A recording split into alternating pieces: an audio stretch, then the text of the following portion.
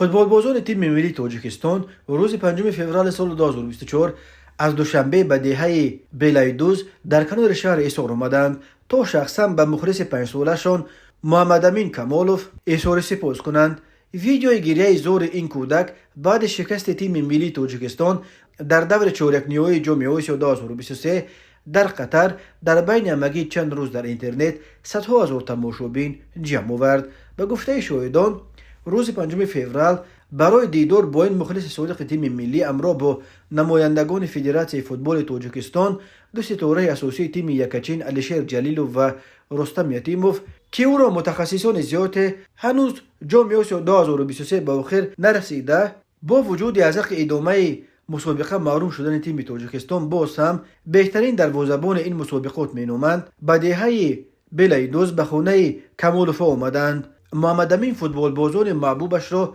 با گلدسته پیشواز گرفت و علیشیر جلیلوف و رستم یتیموف به نوبت خود برای مخلص خردسال فوتبالکای تیم ملی را با رقم 10 که در پشتش به شرف محمد امین کمالوف نوشته شده است تحفه آوردند. تیم تاجیکستان که بار اول در تاریخ خود به مرحله نهایی جام آسیا را یافت در قطر 5 بازی انجام داده باز به چند نتیجه تاریخی دست یافت. با این وجود تیم ملی تاجیکستان در نخستین هنرنمایی خود در جام آسیا 2023 به قطار 8 تیم بهترین قطعه وارد شد که این هم یک نتیجه اندک نیست و برای فوتبال تاجیک دستاورد تاریخی دانسته می شود.